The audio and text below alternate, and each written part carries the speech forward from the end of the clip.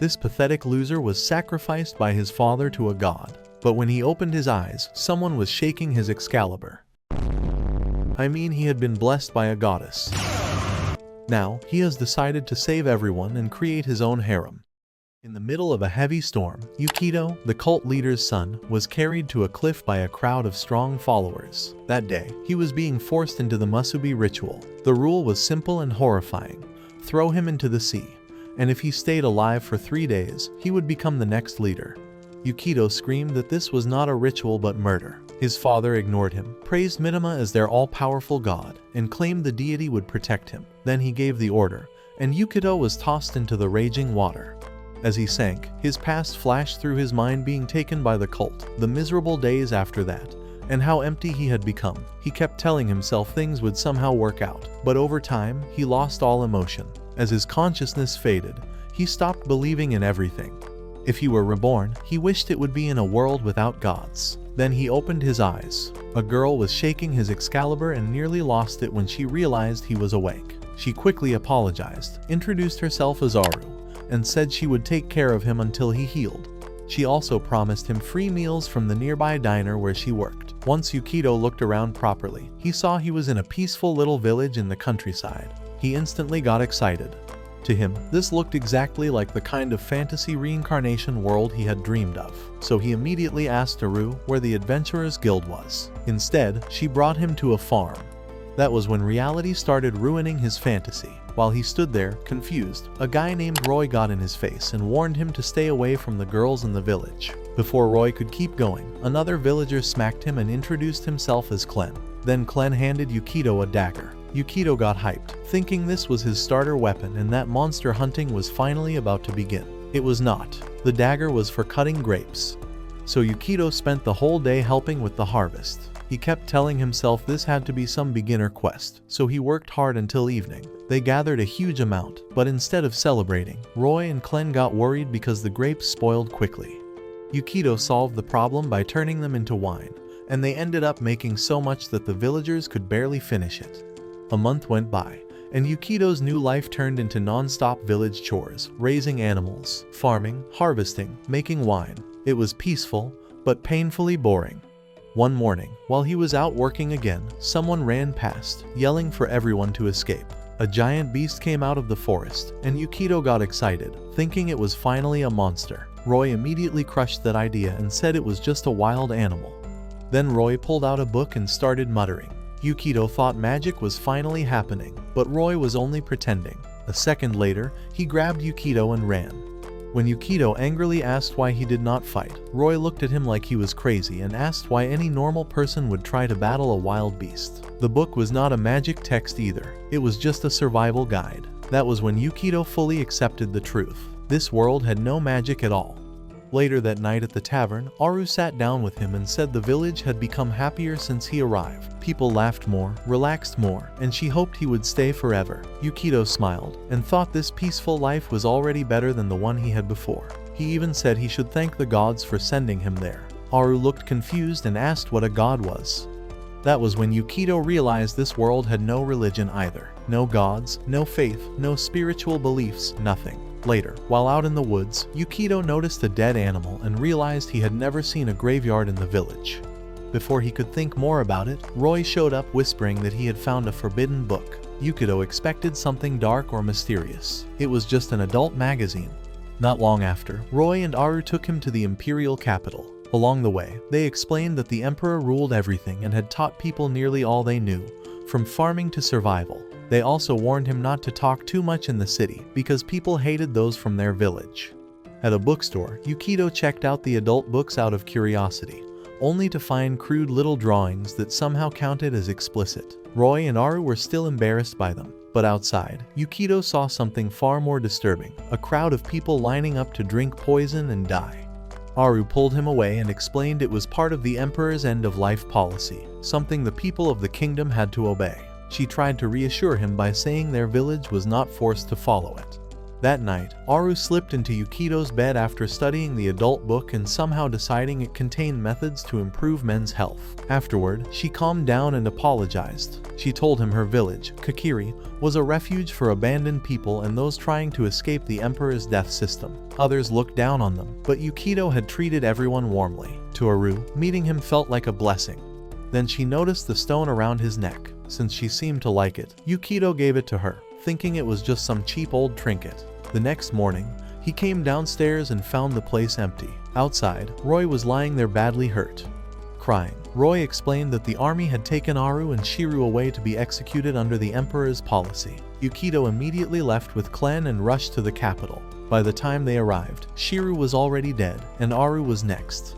Yukido charged at the soldiers and shouted that people afraid of death themselves had no right to force it on others. The captain blocked him and said everyone had to obey the Emperor. Then he struck Yukido down. Aru was cut down too, and Yukido watched her collapse. As he crawled toward her, he remembered the old words, "Mitama will protect you." Clutching the necklace, Yukido wondered why a god would save him, but not kind people like Aru and Shiru. Then the sky lit up. A tiny girl came flying down from above, saw Yukido covered in blood, and instantly slaughtered the guards. Then she revived both Yukido and Aru. Confused, Aru looked up and saw the little girl sitting on Yukido's head. The girl proudly introduced herself as Mitama. She explained that she had only meant to save Yukido, but since it had been so long since she last used her powers, she accidentally revived everyone there. Yukido could hardly believe it. Bringing people back from the dead really did make her seem like a true god. That evening, he returned to the village with Aru and Shiru alive beside him. Roy got emotional and rushed towards Shiru, only to get shut down immediately. The villagers were overjoyed, and a huge celebration broke out. But Yukido could not relax. He had saved them, but he had also made an enemy of the Emperor. Their village had no army, no weapons, and no way to defend itself. From now on, their only hope was Mitama. As Yukido sat there worrying, Roy walked over like he was about to ask what was wrong, then splashed wine straight in his face. Later, Aru was upstairs trying to get Mitama dressed, but the tiny goddess kept resisting and trying to run off. She could not stand being away from Yukido for even a minute. After finally catching her, Aru asked what Mitama's relationship with Yukido actually was. Mitama proudly said they were bound to each other forever and would stay together for the rest of their lives. That answer hit Aru hard. She instantly started overthinking, wondering if Yukido seriously liked little girls, and panicked over how to make him change. Then Mitama gently patted Aru's head and said she had noticed how much everyone in the village cared about Yukido. Since that made him happy, it made her happy too, and she wanted them to keep treating him kindly. At the tavern, Yukido asked Klen about the Empire's strange death system, but Klen barely knew anything except that it had existed for ages. In the middle of the talk, Mitama came rushing over and crashed into Yukido. Roy had been staring at her the whole time, then suddenly jumped up, grabbed her hand, and proposed on the spot. Mitama rejected him without even thinking. Later, Yukido finally got Mitama alone, and asked if she had enough power to deal with an entire army. She confidently said yes, and claimed she could drown a whole country if she wanted. Then she tried to show off her power. All she managed to make was a cup of wine. Yukido just stared at it. Mitama checked again and realized the real problem. Her strength came from believers, and right now she had almost none. She grabbed Yukido by the collar, furious that she had saved him, and yet he still was not even properly devoted to her. Before they could argue more, someone ran in with news that Imperial soldiers were already heading toward the village. Everyone else stayed weirdly calm. Roy even threw an arm around Yukido and confidently said he would definitely fix everything. That only made Yukido more anxious. He slipped away, sat alone in the bath, and shook with stress.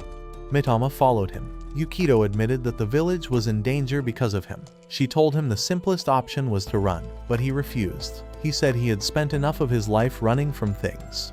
This time, he wanted to face them properly. Once he learned her power grew with followers, he decided to create a religion for her. Roy became her first believer with almost no effort, but Mitama estimated they would need about 10,000 followers to stand against the capital.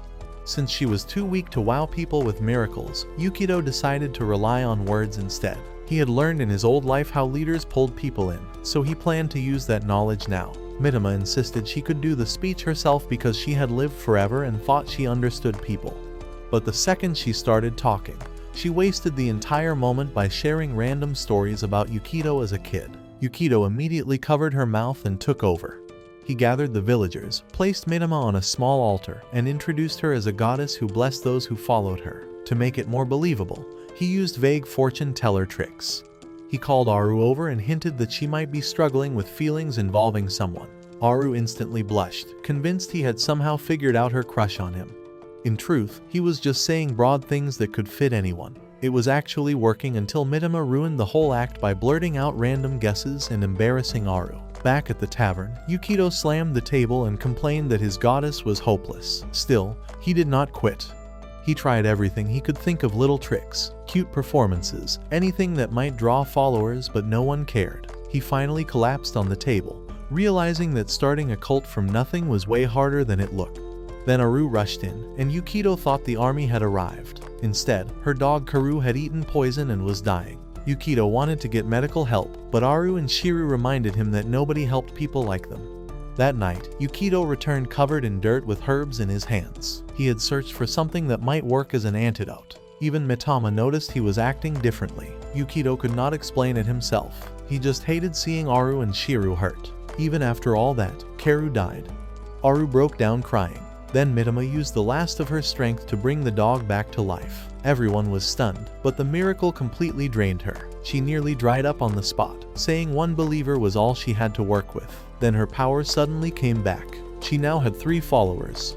That shocked Yukito. With only a few true believers, her power had grown a lot. Mitama guessed it was because Aru and Shiru were somehow unusual, but Yukito thought it was about how real their faith was. Roy said he followed her, but he was mostly just obsessed with her. Aru and Yukito actually believed because they had seen her power themselves. Now excited, Mitama offered to grant wishes. Aru wanted the people from the Imperial Army brought back, so Mitama revived them, including Captain Bertrand. The only problem was that Bertrand came back as a woman. Mitama thought that was hilarious and saw nothing wrong with it. It also turned out this world was not as ordinary as it first looked. In the forest, a fighter called Adder casually killed a monster in one hit. Meanwhile, Bertrand tried to return to the holy capital, but no one believed who she was in her new body. Locked out of the city, she was forced to spend the night alone in the woods. Sitting by a fire, Bertrand felt completely lost. Once she had been an honored knight, and now she had nowhere to go. Roy showed up just to mock her and started acting creepy. She wanted to draw her blade, but as a knight, she believed she could only use it for a just cause. That was when Yukito stepped in and shoved Roy away. He understood Bertrand's situation right away. The Empire had abandoned her, and she had been left with no place to belong, so he offered her one. He held out his hand and invited her back with him. Bertrand accepted, though she made it clear Yukito now owed her for what happened. Not long after, another beast attacked the village. Riki stayed behind to protect the others while they escaped. Yukito and Mitama arrived, and Mitama summoned what she proudly called the legendary Kusanagi sword. The problem was that it did absolutely nothing. It could not even scratch the beast. Yukito grabbed her in frustration, but she had no answer. She only knew the sword was supposed to be amazing from old stories. Then Bertrand stepped in and killed the creature in a single strike. Yukito was stunned. Her strength was on another level, and the weapon she carried was clearly the real deal. Right away, he realized how valuable she was.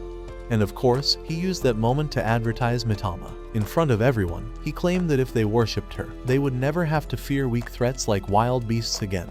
Aru helped by turning wine into a cult-only perk at the tavern. Yukito also handed out food jars that helped preserve supplies, promising one to each family that joined. Roy had spent days making them all by hand, and one scolding from Mitama was enough to keep him working non-stop.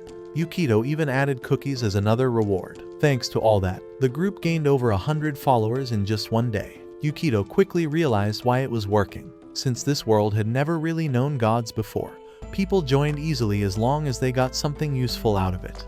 So this was not really a faith-based religion yet. Most people were signing up for the benefits. Yukito did not care. He used everything available food from Aru and Shiru, Bertrand's strength, whatever help.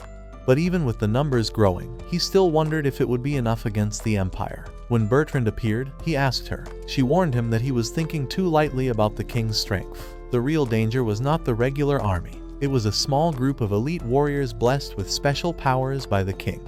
She had never seen them herself, but the stories claimed they were strong enough to wipe out a mountain instantly. And while Yukito was still thinking about that threat, Otter had already begun preparing an attack on Kakuri under the king's command. Later, Yukito ran back and asked Mitama if she could split a mountain. Mitama bragged that it would be easy. With 10,000 followers, she said she could cut through 10 mountains, not just one. That answer only made Yukito more annoyed. Depending on her alone was clearly not enough. So he went back to Bertrand and cornered her against a tree, making her blush and assume the wrong thing. But Yukito was only interested in her weapon. He had seen her cut a beast clean in half, so he wanted to know what made that sword special. Bertrand stepped over to a nearby boulder, pulled the blade, and sliced the rock apart with one swing. Even she did not understand how it worked. Those weapons were handed out only to select soldiers, and only the king knew their secret. The next morning, Yukito called in Shiru and Klen for a private talk. He chose them because they were the sharpest people among his followers. He asked them directly if they had ever thought about moving the village somewhere else before the royal army came. Klen immediately said no. If they tried anything too noticeable, the Empire would spot them and act even faster. But during that conversation, Yukito learned something useful. Kakari was only one of many abandoned villages around the capital. Before they could dig deeper into it, Roy and the others stormed into the tavern after catching the smell of wine, and the place turned into another drinking party. That same night, Atar contacted Loki for instructions. Loki pointed her toward a dangerous beast nearby and told her to investigate. Meanwhile, long after everyone else had settled down, Yukito was still awake trying to think of a way out. Shiru came over, patted his head, and thanked him for everything he had done. She admitted she did not fully understand the religion he was building, but she knew he was doing it to protect them. She told him he had already done more than enough. Her words reminded Yukito of something from his old life. The cult he once knew had started with only 100 believers too, but it exploded in size after taking over another group. That made the answer clear to him. If he wanted more followers, he had to spread his influence beyond one village. The next morning, he spoke with Klen again. Klen did not completely understand his idea, but he reminded Yukito of one thing. This village was not like the capital. People here were free. If Yukito wanted to act, no one would stop him. A month went by. Bertrand kept serving as the village's guard until one day Atar suddenly appeared. After recognizing her as the former captain of the royal guard, Atar accused her of betraying the Empire, beat her down, and dragged her off into the forest. She did not kill her right away because she wanted answers first, especially about why Bertrand's body had changed. At the same time, Kakari itself was changing fast. Yukito met again with Klen and Shiru and told them he wanted 10,000 more followers. They were stunned. Their whole village only had around 2,000 people. Yukito had already accounted for that. His new plan was simple. He would offer useful things people could not refuse. Out in the fields, Roy was happily riding a harvesting machine Yukito had introduced. It made farm work way faster, and the villagers were amazed. Yukito instantly used the moment to sell the idea, saying the machine was a blessing from Lord Mitama. Anyone who believed in her could enjoy gifts like this too. That was enough to get everyone excited and fighting for a chance to receive one. Then Yukito turned to Mitama, who was lying flat on the ground from exhaustion, and told her it was time to make more tools for her believers. The plan worked. Her followers jumped from 100 to 900. Mitama proudly claimed that with that much support, the royal army would be no threat to her now. Yukito did not trust that at all. He was still thinking about the next move when Aru returned from the well and accidentally spilled water in front of him. That gave him a new idea. Water could pull people in too. So, Yukito came up with a pipe system. When water started pouring straight from a tap, Aru was shocked. No more hauling buckets from the well. That alone would change daily life completely. While she was still amazed, Shiru rushed in, sprayed Yukito with water, and showed up wearing a bikini with extra sets for them. That sparked another business idea. Soon, a massive pool appeared in front of Yukito's place, and the village girls were running around in swimsuits. Roy stared so hard he got a nosebleed and collapsed. Aru shyly stood in front of Yukito in her bikini, and even though he only gave her a casual compliment, it made her day. Mitama then crawled out, looking completely dried up, and started complaining while tugging on Yukito's clothes. She explained that pulling underground water and building pipes was something she could normally do, but doing it across the whole village had drained her badly. Yukito barely cared, especially when she recovered soon after. More importantly, their follower count rose again, from 900 to 1600. Still, Yukito wanted something even bigger. That night, Shiru's tavern lit up with bright electric lights, turning the whole place into a glowing attraction. Aru and Shiru welcomed customers in bunny outfits, embarrassed but still going along with it because Yukito asked. From a hill above the village, Yukito, Klen, and Bertrand looked down at the scene. Electricity changed everything. It pushed back the darkness and made their village stand out in a way no one could ignore. Bertrand was stunned. Even the imperial capital did not have anything like this. At most, they relied on dim oil lamps. That led to another surprise. Clen revealed he had once worked in the imperial palace. He had not been cast out or marked. He lived in Kakiri simply because he preferred freedom. Then he turned to Mitama and admitted that she still made no sense to him. He asked Yukito to explain properly what a deity even was. Yukito kept it simple. A god was something beyond human limits, beyond even nature itself. Hearing that, Bertrand said the emperor sounded almost the same. He seemed to know about every plague, every disaster, every beast before anyone else. By the end of that night, Mitama's follower count reached 2,000. That meant every person in the village had joined. Yukito was about to plan the next phase when Roy suddenly ran in and said Bertrand was getting beaten up by some girl. Elsewhere, Atar was studying one of the water pipes and interrogating Bertrand.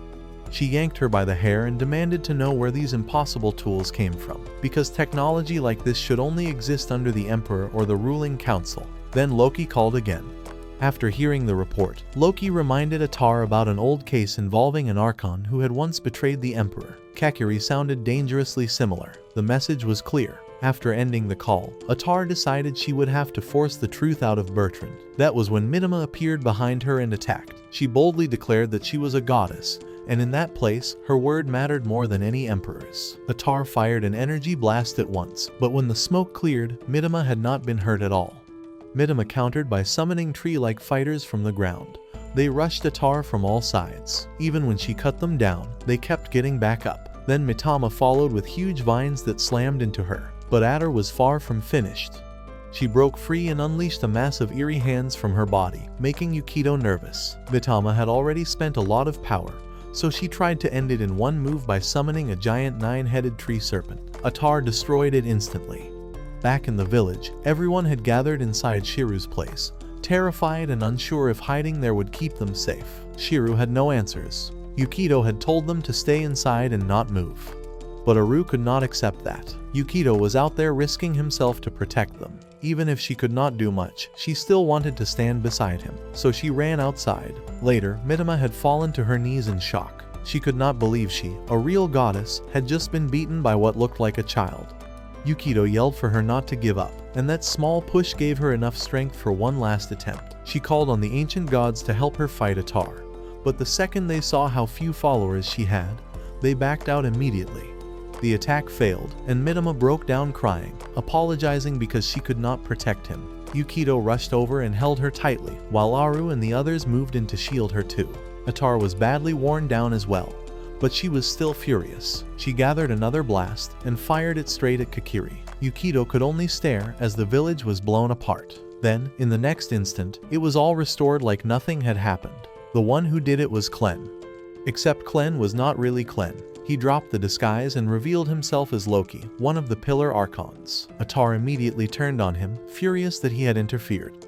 Loki ignored her, walked over to Yukito and Mitama, patted them on the head, and casually said maybe it was time to destroy the Empire altogether. Yukito was completely thrown off. Loki had always seemed loyal to the ruler, so why was he suddenly talking like that?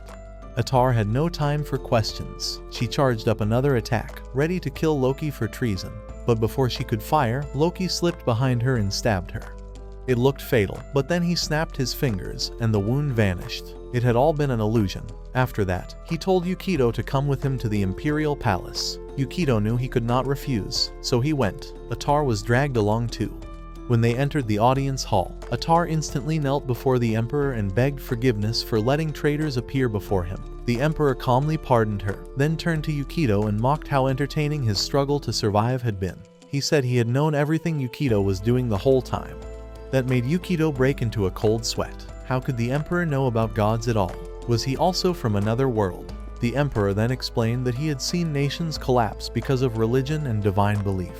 That was why he had built this empire around control, order, and strict rules. Yukito was still trying to process that when Mitama suddenly knocked over a palace pillar. Then she pointed at the throne and said something in the room felt wrong. The illusion broke immediately.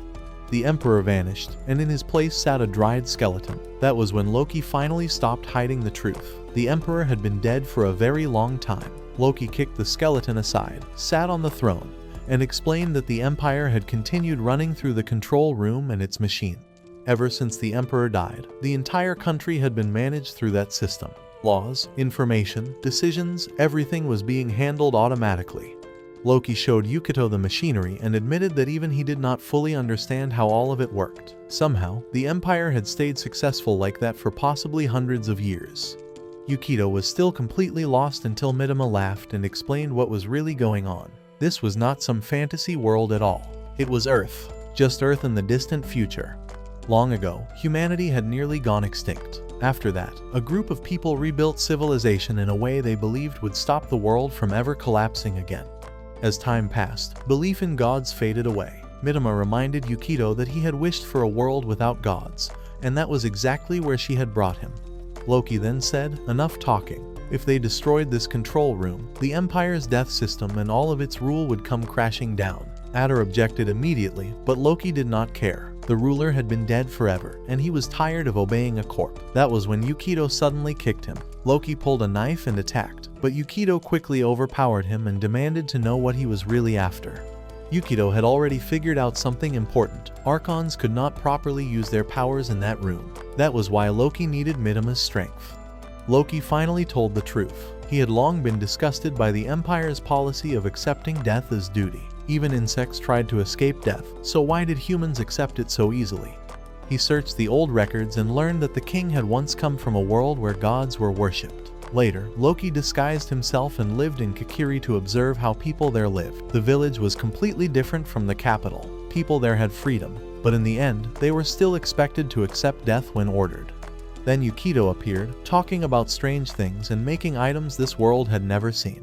Later, Loki personally witnessed Mitama descend when Yukito saved Aru and Shiru. That was when he started taking everything seriously. He also remembered helping Yukito shape the cult's message.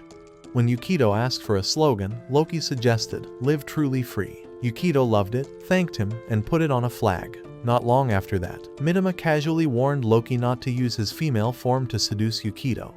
That was the moment Loki truly believed she was a real goddess, because she had seen through a disguise no one else ever could. Back in the present, Loki explained one more thing. The archons had been created by the Emperor as copies of deities. Like gods, they also became stronger through followers. He had already tested that idea elsewhere. Atar still refused to accept his rebellion, but Loki said she was the only one objecting. The others were already done with the system, so why not tear everything down and let a new age of gods begin? Yukito thought for a moment, then agreed. Mitama used her power and destroyed the Imperial control room. From the ruins, a giant ancient tree burst upward. Yukito knew this would eventually make the Archons fight over power, but he did not care. To him, they were nothing but fake gods anyway. None of them could compare to the real Mitama beside him. After that, the group returned to the village and threw a huge celebration. The army would no longer come after them, and no one had to fear the death policy anymore. Everyone else relaxed, like the problem was over. But Yukito stayed serious. In his eyes, things had actually become even more dangerous. Loki, who was also there, joked that Yukito sounded just like the rest of them. Yukito wondered why Loki had shown up at the party. But Loki only smiled and said this might be the last time they could all talk like this. She wanted one final drink with her old teammates. Then Roy stumbled over, completely drunk, and started freaking out over the fact that the person he used to casually walk with had actually been a beautiful woman with a huge chest. He nervously reached out to touch her. Loki, amused, guided his hand and played along with it. Roy turned red and thought he was living his best life. Except it was all fake. The person he was actually touching was Ricky, hidden by an illusion. Loki laughed at him, then looked back at Yukito. His face stayed serious, making it obvious he was already preparing for a future clash with the Archons. Mitama jumped in front of Loki and boldly declared that next time she would show those fake gods what a real deity could do. Yukito instantly reminded her that she had already lost once. Flustered, Mitama argued that it only happened because her form had not been stable then, and she would definitely win next time.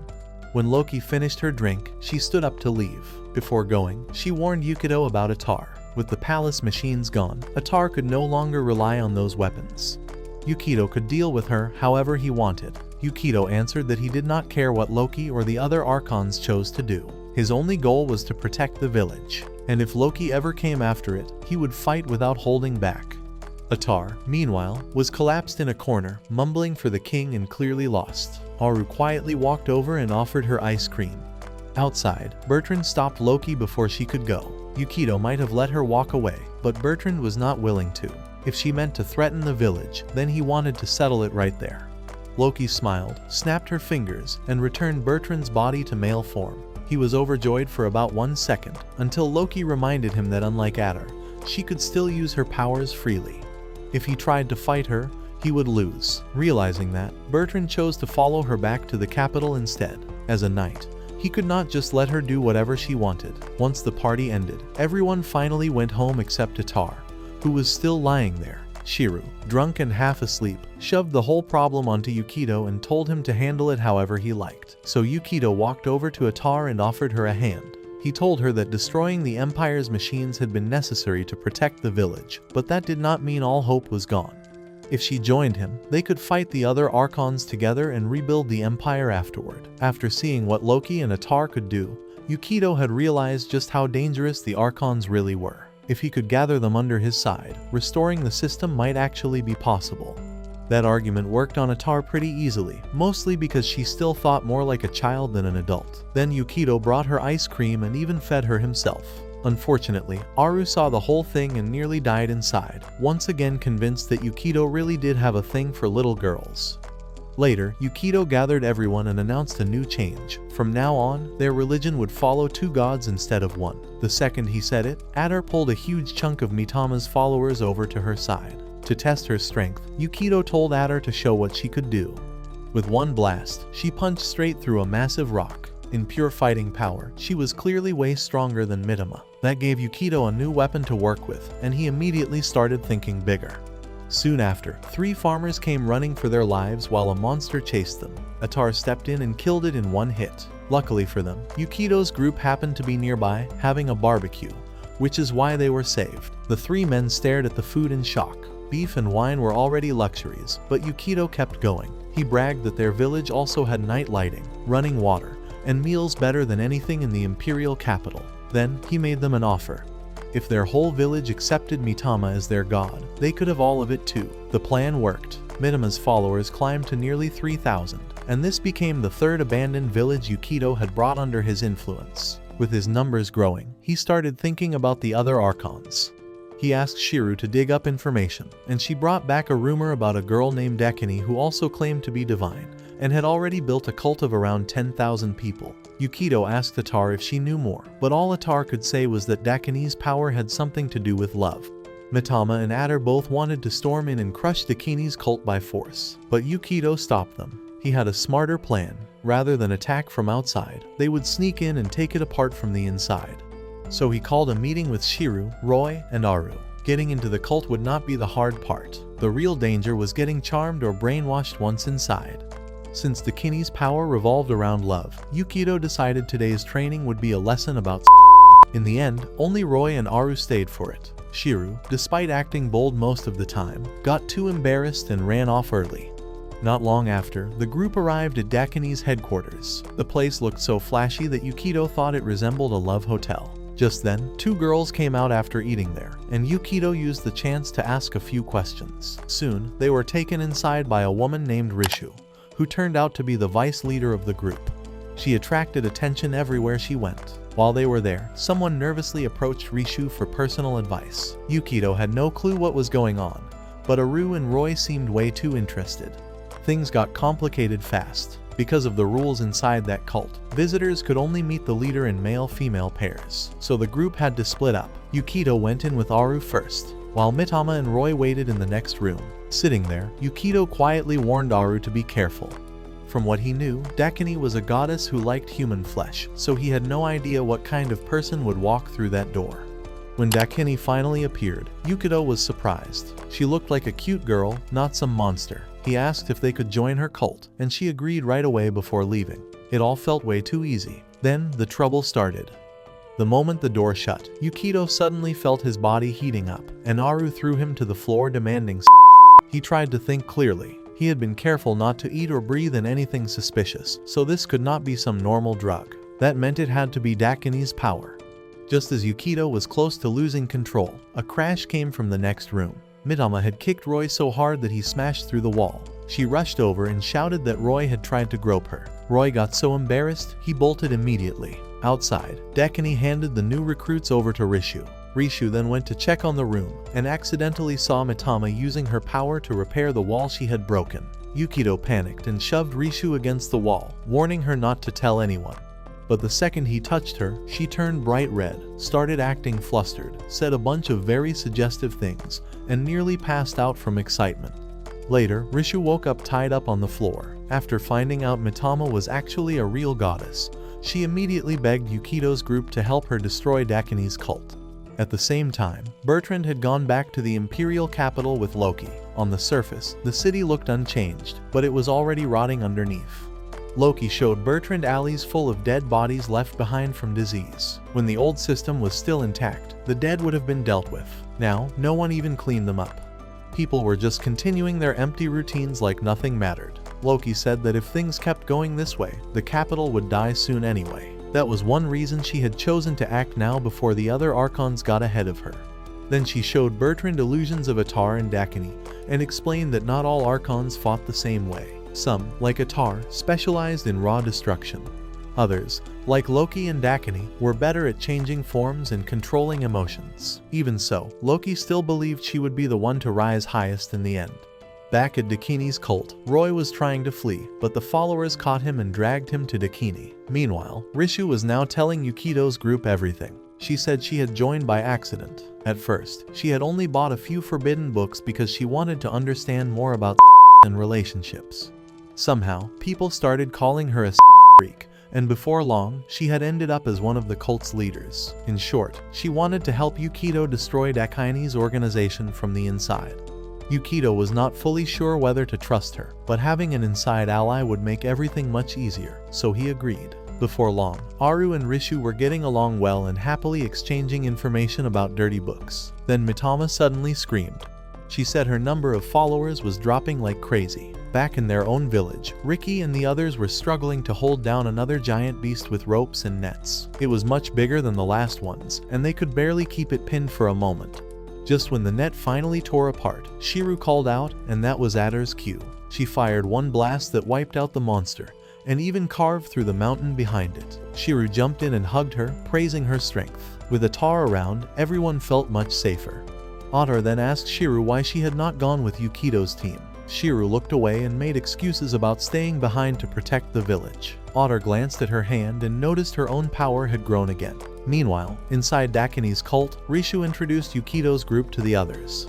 Since they were newcomers, a lot of people were eager to get close to Yukito and Aru, but Rishu chased them away first. Then she asked Yukito what came next. Before answering, Yukito needed more details about Dakini. Did she stay there often? Rishu said no. This was only one branch. Dakini had built similar groups in many villages, and since she had already shown up here today, she probably would not return for another week or two. That was enough for Yukito to form a new plan. He turned to Mitama, only to find her face down on the floor, groaning that her followers had dropped from 3,000 all the way to 500. Yukito was not shocked. He had seen this kind of thing before. When the god behind a cult disappeared from sight, faith weakened. Still, this drop was sharper than he expected, so Yukito sighed and made Mitama a promise. If she helped him through this, he would seriously become her true follower. That instantly revived her mood. Elsewhere, Dakini was visiting another branch and feeling pleased because her membership kept rising. But something felt wrong. Her power was not growing the way it should have. Then a bunch of men crowded around her, showing off strange tools. They had recently gotten things like and Dakini had no idea how to respond. Later, she learned that Rishu had been handing them out. Back at Rishu's branch, she had started special lessons for the followers, teaching them sexual knowledge and how to use those tools properly, all under the excuse that doing so would help them get closer to Lord Dakini's level. Everything was going exactly the way Yukito wanted. Followers from other branches were now coming over just to attend Rishu's classes. Because of that, Rishu quickly earned more trust than Dakini herself, who was hardly ever around. Yukito knew he had to move before Mitama's follower count hit 0. Then Dakini returned. She slammed Rishu against the wall and demanded to know what she thought she was doing. Dakini had never ordered any of this. Was Rishu trying to betray her? Rishu stood her ground and denied it. Right then, Yukito's plan paid off. other followers started defending Rishu. That was when Dakini realized why her numbers were rising, but her power was not. The devotion was shifting away from her. So Dakini ordered Yukido's group and Rishu to be captured. And then Roy appeared. He stepped forward as one of Dakini's followers and punched Yukido straight in the stomach, completely catching him off guard. Roy had vanished for days, and now it turned out he had already been swallowed up by Dakini's cult. He was fully loyal to her now, serving by her side under a ridiculous title.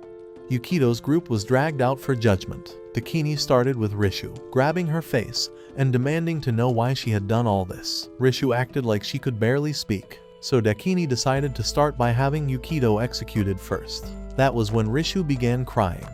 She said she had only acted that way because she admired Dakini too much. She wanted to understand her more, learn more, and spread that knowledge to the cult's followers. If she had to die to prove that loyalty, then she would gladly do it. The people below were deeply moved. Many of them even burst into tears, shocked by how devoted Rishu sounded. One after another, they begged Dakini to spare her. Yukido almost smiled. This was exactly what he had prepared. Earlier, he had pulled Rishu aside and trained her for this moment. He knew Dakini would eventually come and question them, so he had coached Rishu on how to act. She picked it up so fast that even Yukido got emotional watching her performance. Now, back in the present, the crowd was all shouting for Dakini to forgive her. Dakini was completely cornered and did not know what to do. Then she noticed Yukido smiling and finally realized he had been pulling the strings from the start. She had no choice but to stop the trial and send everyone away. But stopping the execution did not mean letting them go. Yukido's group was still locked up, and Roy was put in charge of watching them. Yukido tried to talk sense into his friend, but it was useless. Roy had been completely brainwashed. Once Roy was gone, Yukido started searching for a way out. The prison walls were too strong to break by hand, and Mitama was completely drained, so her power was useless. Then a squad of massive men showed up. Rishu immediately panicked and said they were Dakini's execution crew, the same group that had been with her since the cult began. If they were here now, then Dakini had clearly decided to erase them. Long before this, Dakini had been born with power tied to love. She believed she was meant to help people connect and create life. Instead, the king gave her the opposite role. He ordered her to remove love from humanity so people would stop reproducing by choice. When she argued that the nation would eventually die out, he coldly answered that artificial breeding would be enough. Emotions, desire, and freedom were all unnecessary. Everything had to happen by command. So Dakini spent ages wiping affection out of the people in the capital. Over time, though, she noticed something strange. The citizens no longer needed her help to become hollow. They had already turned empty on their own. That was when she realized she too had become replaceable. Trying to preserve something human, she began writing books about and relationships and quietly sold them in the capital. Those later became known as forbidden books. Much later, she met a strange girl under a bridge, red-faced while reading one of them. When Dakini startled her, the girl begged for the book back with tears in her eyes. Her name was Toka. Unlike everyone else in the city, Toka still had real feelings. Dakini became close to her. While the capital treated Toka like an oddity, Dakini valued her for exactly that reason. Toka felt alive in a world full of lifeless people. To Dakini, she represented what humanity should have been. But Toka was eventually exiled to a Kakiri village because she did not fit the system. Dakini hoped that would save her. Years later, she found Toka dead in the rain. The authorities had killed her because they feared she would grow up, fall in love, and have children in exile. Holding Toka's body, Dakini cried for the first time. That day, she decided she would rebuild a world where people could love, marry, and have children freely. Back in the present, the execution squad smashed into the prison.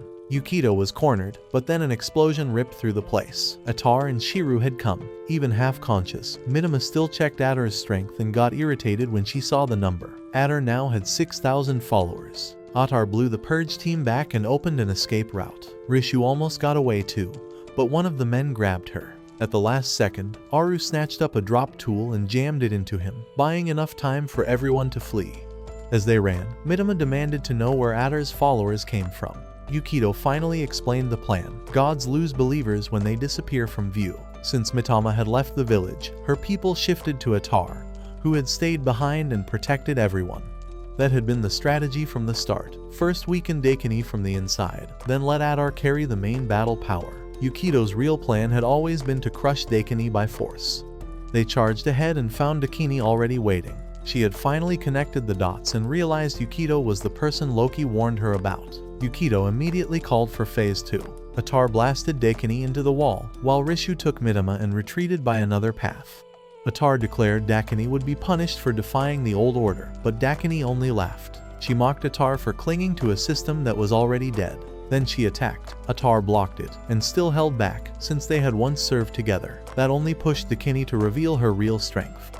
The moment her follower count appeared, Yukito froze. 14,000. She had over twice Atar's support. While Rishu carried Mitama away, she reminded her that everything now depended on the rest of Yukito's setup. Meanwhile, the others were in serious trouble. Dakini mounted a giant skull and fired a beam that branded them. The marks instantly pushed their lust out of control.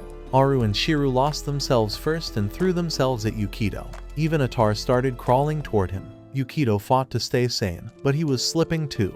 Then huge vines burst up from the ground and tore them apart. Mitama had come back. Rishu was with her, and behind them stood a crowd of followers. Rishu began speaking to them, turning their devotion away from Dakini. She told them that the freedom, knowledge, and pleasure they had gained were really gifts from Mitama. The tide shifted immediately. Dakini's followers began leaving her and moving to Mitama.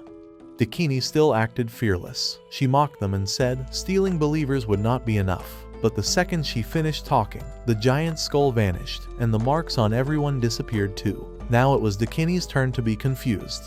Mitama revealed the truth. Archons like Dakini were not true gods. They were only borrowing divine power. After her earlier fight, Mitama had figured that out and gone directly to the source behind Dakini's power, forcing it to pull back.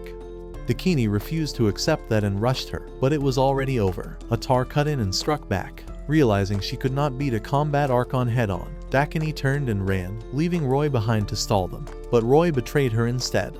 While they were still in prison, Yukito had slipped him a note saying the easiest way to win a girl's heart was during a crisis. Since Roy still saw Mitama as his target, that was enough to flip him. With that, the battle was finished. Atar rushed forward and smashed Dakini across the face, dropping her. Then Rishu stepped forward with the book she always carried. That book had belonged to Toka, and Toka was her mother. Dakini stared at her in shock. Rishu looked so much like Toka that the old memories flooded back. Toka had once dreamed of loving someone and having children.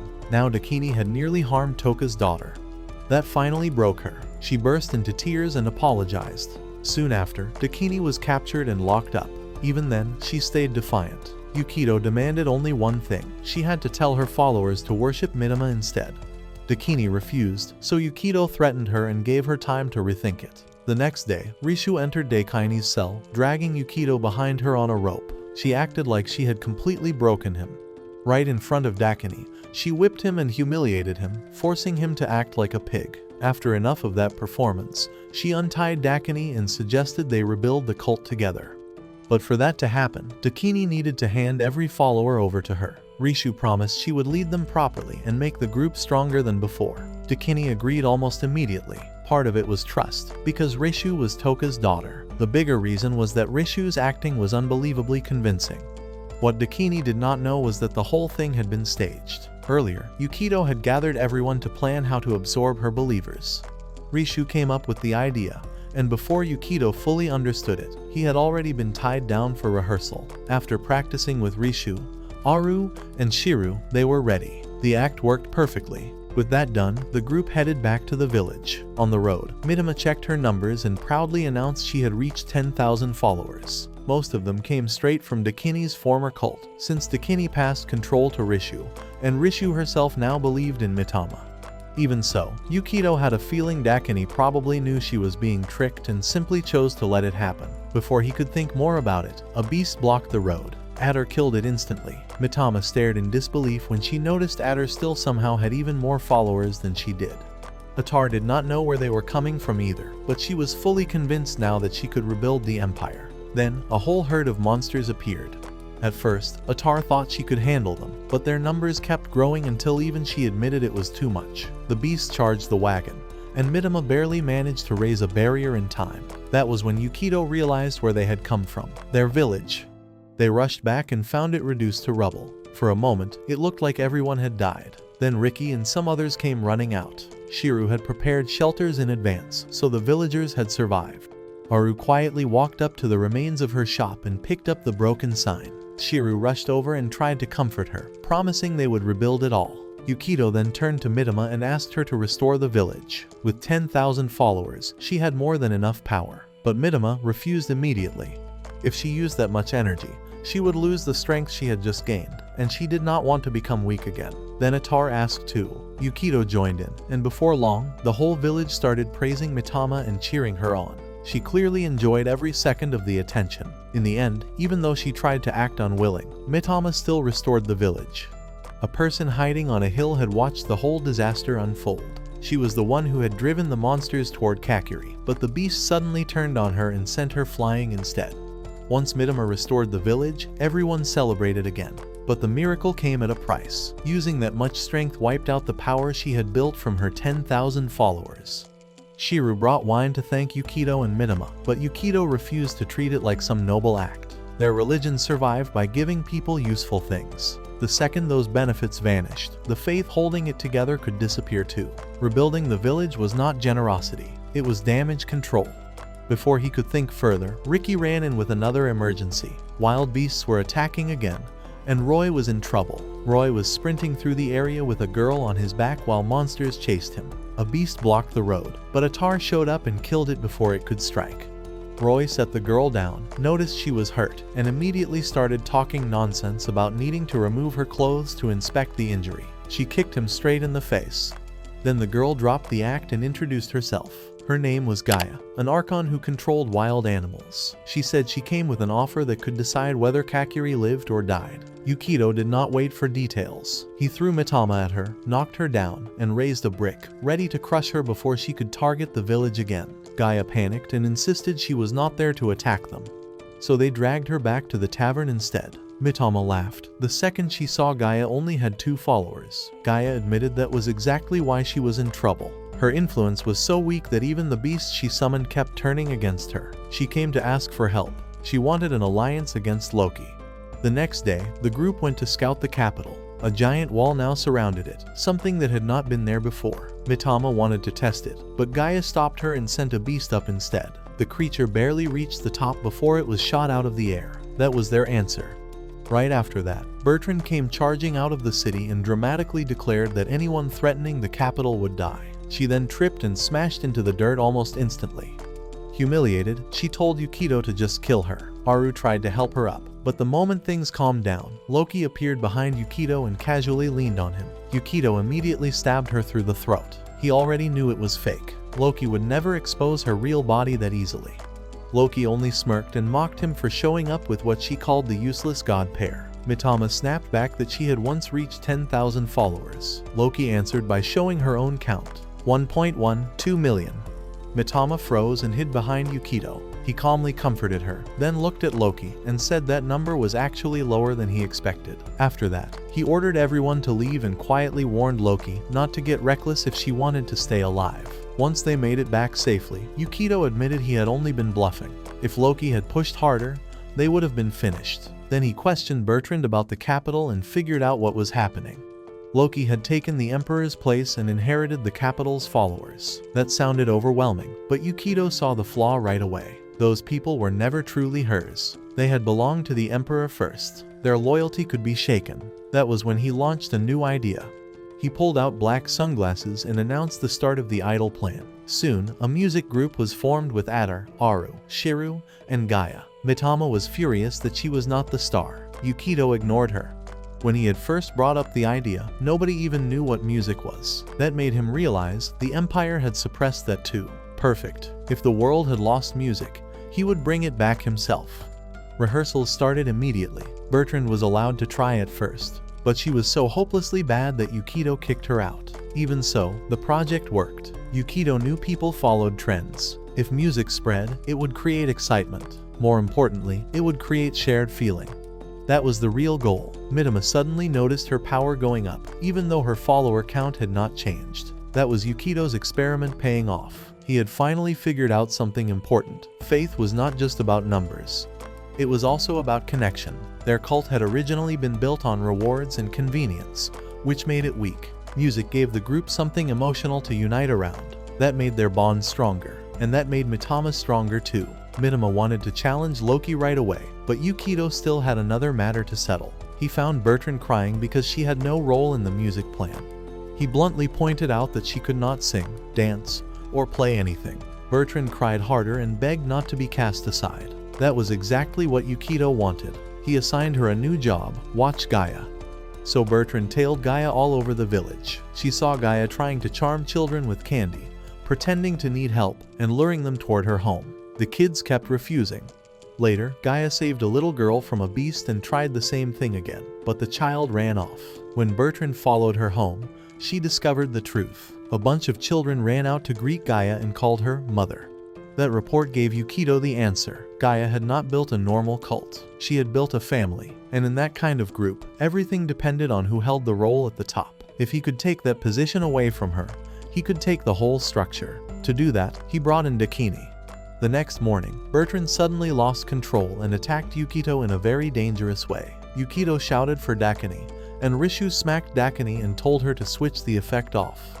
Bertrand snapped out of it, burst into embarrassed tears, and ran off. Dakini laughed, then warned Yukito not to treat them like servants. Rishu explained they only came because she asked. Dakini admitted she had another reason too. She was curious about music and wanted something in exchange for helping. Then Yukito gave her the mission. Gaia's children were the target.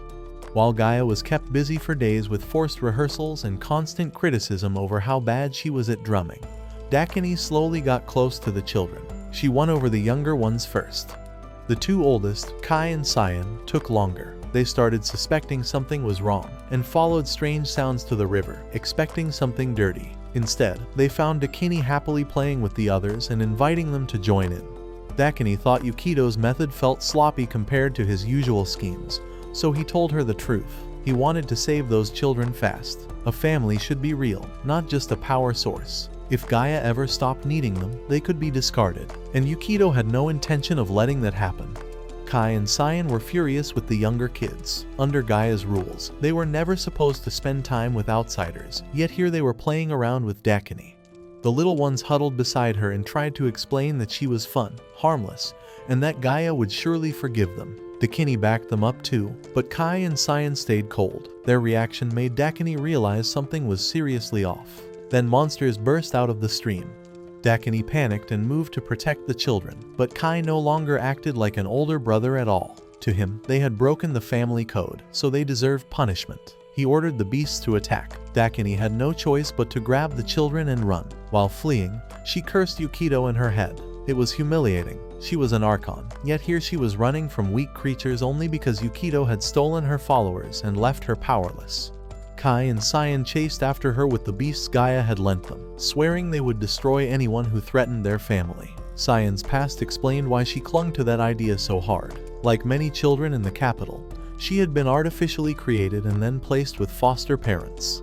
They treated her warmly, and she loved them like real family. Then one day, soldiers came for her father to carry out the death duty. Cyan cried and begged them not to take him. Instead of seeing that as love, her parents looked at her with disgust. Soon after, she was sent away to Kakiri. On the way there, she met Kai. He tried to talk to her, but by then she had already lost faith in everything. Family felt like a lie. Then their transport was attacked by a beast, and just when things turned deadly, Gaia appeared and saved them. She listened to their story, bandaged Cyan's wounds, hugged her, and told her she understood. Cyan even slapped her, but Gaia only smiled and invited the two of them to start over with her. She promised them a true family. Back in the present, Dakini finally reached the edge of the woods, where Yukito's group was already waiting. Atar had already dealt with the borrowed monsters, leaving only Kai and Cyan. Yukito stepped forward, clearly planning to talk them down. Then the ground shook. Mitama immediately told him to run. Gaia had been there the whole time.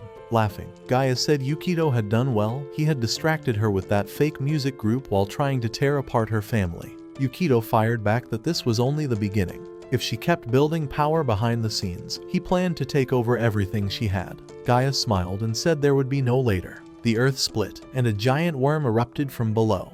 Gaia had decided to stop holding back. Kai and Cyan ran to her side, and she praised them for protecting the family. Then, in the same breath, she let the ground beneath them turn to mud and swallow them. Cyan begged, but Gaia ignored her. She had never truly understood family in the first place. Now Yukito's group was the one running for survival. The monster was far beyond anything they could handle. Atar attacked with everything she had, but it did nothing. The creature fired back, and Mitama barely managed to throw up a barrier. That was the best she could do. Yukito rushed to her and told her to do what she had done with Dakini, go to the source of Gaia's power and shut it off. Mitama refused immediately. Dakini's power source had been something she could reason with. Gaia's was different. There was nothing to talk to. Just then, Aru and Shiru arrived in the modified car Yukito had prepared earlier. Thanks to its speed, everyone managed to escape. Even after they got away, Yukito was still stunned by the thing they had faced. One of the children explained that it was called Typhon, Gaia's strongest beast. Dakini could not believe Gaia, with only 2 followers, could summon something like that. The answer was simple. Typhon did not need constant energy like her other monsters. Once called, it moved on its own. The explanation came from a history book the child was carrying. That caught Yukito's attention fast. The kid knew ancient history in ridiculous detail, even facts from before the imperial capital existed. Yukito was honestly impressed, but they had bigger problems. The ground shook again, and 2 children nearly fell from the speeding car. Yukito lunged forward to save them, but he lost his footing instead. The second he hit the ground, Typhon skewered him through the stomach. Mitama jumped out after him, and both of them were swallowed whole. The others drove back to the village crushed by despair. No one believed Yukito could still be alive after that. Atar had enough power to defend Kakurai. Sure, but Yukito and Mitama were the ones who had brought everyone together. Losing both of them felt impossible. Meanwhile, Yukito woke up tied down inside a disgusting chamber formed within Typhon's body. Gaia stood nearby in a different form. She explained that this space existed inside the monster. She had already tried killing him again and again hundreds of times, but every time he died, Mitama revived him. That told Gaia all she needed to know. Mitama cared about him more than she let on. Then Gaia stepped closer, kissed him, and began touching him in a way that made her intentions obvious. Back in Kakiri, the villagers could not stay broken forever. Aru stood up and tried to pull everyone out of their fear. She said Mitama's power would keep them safe somehow. Right then, the necklace Yukito had given her started glowing. A small copy of Mitama came out and told them Yukito and the others were still alive. Inside Typhon, Gaia kept talking. She revealed that she was the only archon born with memories from before the imperial capital. Back then, the world had been ruled by science, full of comfort and abundance. But even in that world, there were people who wanted to drag everything back toward religion. Her mother was one of them. She built a cult and used Gaia as bait to gather followers. She even carved symbols into her body, twisting her further over time. Eventually, Gaia killed her own mother, then was captured and turned into an archon. Grabbing Yukito by the hair, Gaia told him he smelled just like that woman. To her, Yukito was the same kind of manipulator, someone who pulled people in, controlled them, and built power through belief. In her eyes, that was the real reason his religion had grown so fast. Then she wrapped her hand around his throat. She told him plainly that she hated anyone who tried to bring God worship back into the world. If Yukito and the archons kept pushing in that direction, she would wipe them all out. As her grip tightened, Yukito's vision began to blur.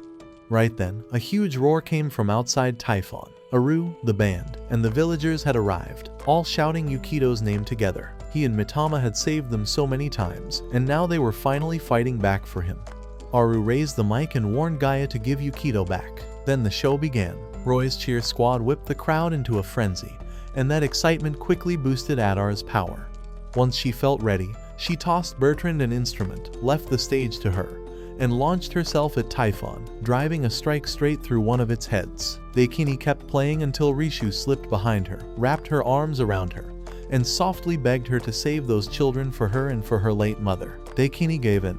Her love-based power did not wound Typhon directly, but it made the creatures' heads turn on each other. Atar kept attacking from above while the crowd below stayed loud and united. That was Aru and Shiru's real plan. They remembered Yukito's lesson well. Stronger shared emotion meant stronger divine power. Gaia, still inside Typhon, stayed calm. She was sure they could not bring it down so easily. She was partly right. Typhon regenerated and fired back at the performers. But then, thick vines burst out and pinned the beast in place. Inside, Mitama groaned that holding Typhon was draining her dry. The rest now depended on Yukito and the people outside. Yukito called Gaia over, then smashed his head into hers. He finally understood that the strange thoughts clouding his mind earlier had been her doing. Gaia only laughed and said that even knowing the truth changed nothing. Then Mitama told Yukito the only way to turn things around was for him to truly become her follower. Yukito pretended to agree and asked her to untie him first. The second she did, he admitted he had tricked her. If he had asked honestly, she would have refused again. Their friends were still risking everything outside, so he attacked Gaia at once. He kicked a table into her and rushed in, but Gaia fought back immediately. A beast burst out of her own body and knocked him away. She told him straight up that unlike Dakini and Loki, she was dangerous at close range. Outside, Typhon was breaking free. Tussie remembered the role Yukito had left him. If Yukito went down, he had to guide the cult, so he slammed his hand down and ordered Plan 2 to begin. Everyone gathered around Atar and begged her to fulfill her duty. Aru even promised her a room full of ice cream if she did. That was enough. Atar stepped under the lights, took the mic, cried dramatically, and thanked her loyal followers. Then she announced that she was stepping down as a deity and wanted them to worship Mitama instead. The crowd hesitated, so Rishu grabbed the microphone and explained the rest. Atar had once been served by them, but now she would serve them instead, and Dakini's side would personally train her for that. The only condition was that everyone transfer their faith to Mitama, and they did. Atar's followers flowed to Mitama, and the burst of power let Mitama break free. She summoned a giant tree warrior to battle Typhon while Yukito kept Gaia busy. Thanks to Mitama's resurrection, he could keep charging Gaia even when she injured him. Gaia pinned him and said endless revival meant nothing if he still felt pain. She was convinced she could break his mind first. Then a branch punched straight through her chest.